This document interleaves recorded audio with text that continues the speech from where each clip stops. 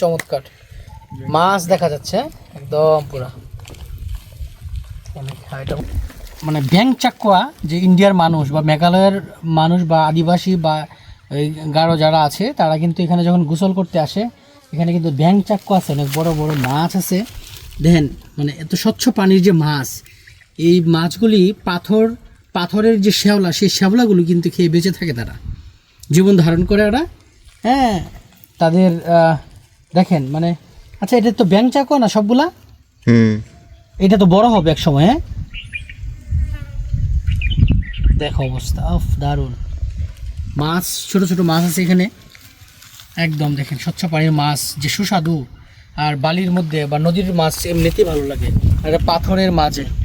আর মাসুল মাছ কিন্তু পাথরের মাঝেই কিন্তু বা স্রোত ধারা যে নদীগুলো বয়ে চলে ওইগুলোর মধ্যে মাসুল মাছ থাকে। তবে এখানে তো খুব বেশি পানি নাই, মাসুল মাছ এরকমভাবে এখানে দেখানো যাবে না, তো বর্ষাতে পাওয়া যায় টুকটাক।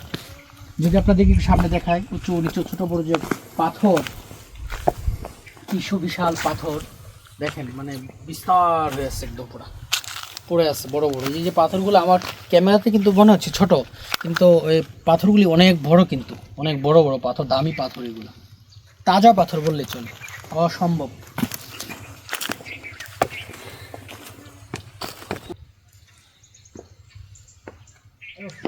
এখানে এসে নামে দুলন তখন কি খুব স্পিড থাকে অনেক, এখানে মনে আশাই জানাই দিকে যে স্পিডে যায় পাথর পায়ে লাগলে পাইতে যাবো একদম পুরা।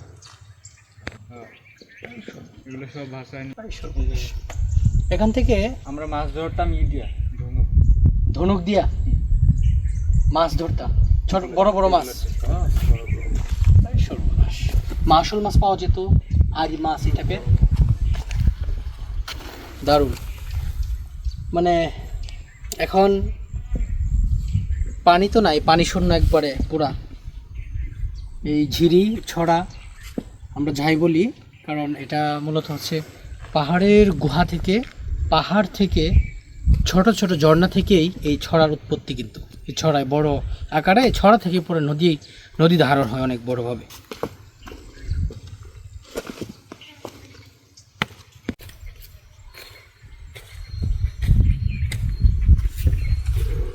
চারটার দিকে, চারটা পাঁচটার দিকে, চারটার দিকে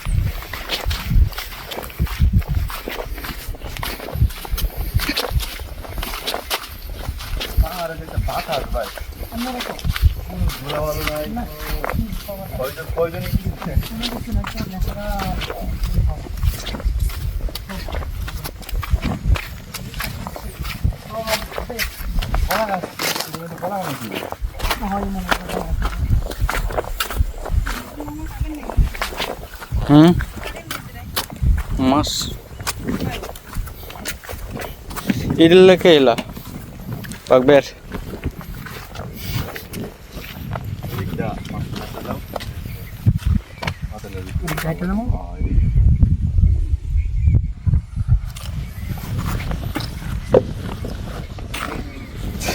ক্যামেরা এমন ক্যামেরা দরকার যে কোনো মুহূর্তে বুঝতে পারবে।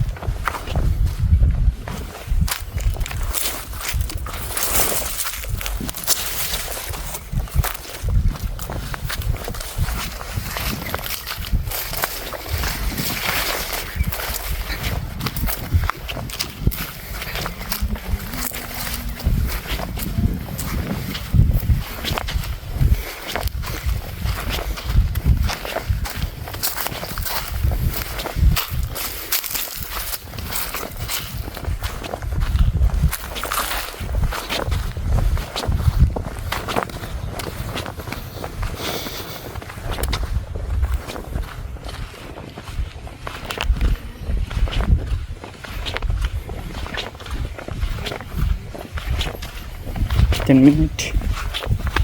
এখানে ছবিগুলো যেমন সামনে থেকে সুন্দর আসবে, গ্লাস থেকে ছবি আমি তো ভালো লাগে।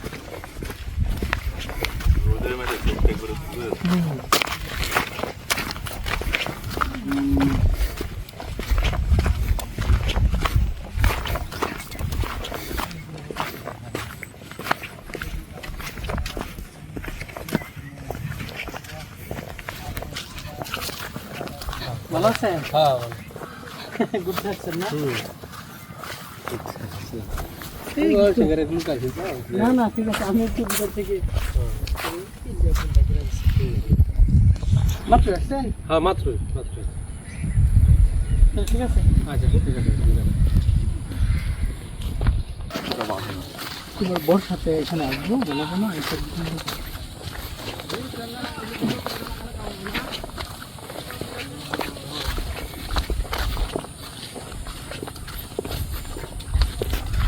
পাহাড়ে দুঃসময়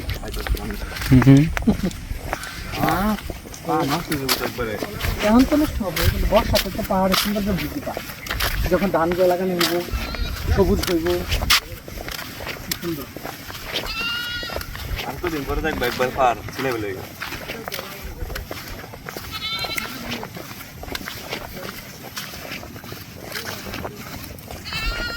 কেমন ছিল পুরো জার্নিটা আজকের? আপনাদেরকে নিয়ে কোথা থেকে বেরিয়ে আসছি জানেন? এখন যদি ক্যামেরাটা একটু ঘুরে, তখন আপনারা বুঝতে পারবেন যে আসলে কোথায় ছিলাম আর কোথায় দাঁড়িয়ে আমরা ভিডিওটা আপনাদেরকে নিয়ে ছুটে আসছি এ পর্যন্ত। তার মানে কি জানেন, পাহাড় কিন্তু দূর থেকে সুন্দর, আবার পাহাড়ের কিন্তু ভয়ঙ্কর রূপ রয়েছে। পাহাড় কিন্তু কাছ থেকে বা কাছে গেলে তার ভয়ঙ্কর রূপটা দেখা যায়। দূর থেকে পাহাড় যে চোখে কতটা সুন্দর মানে লাগে বা মনে আনন্দ আমরা নিতে পারি পাহাড় দেখে, সেটা কিন্তু দূরে আসলে যেমনটা এখন দেখতে পাচ্ছেন আপনারা, আমার পিছনের যে ব্যাকগ্রাউন্ডটা অসম্ভব সুন্দর, কিন্তু অসাধারণ, জাস্ট ওয়াও। খুবই ফিল আমরা নিচ্ছি পাহাড়ের কাছে এসে। আপনারা আসতে পারেন এই আমাদের পর্যটন এরিয়া নেত্রকোনা, কলমাকান্দা, পাঁচগাঁও এলাকার প্রতিটা সৌন্দর্য আপনারা উপভোগ করতে পারেন, তবে নিজে আসতে হবে এই এরিয়াতে।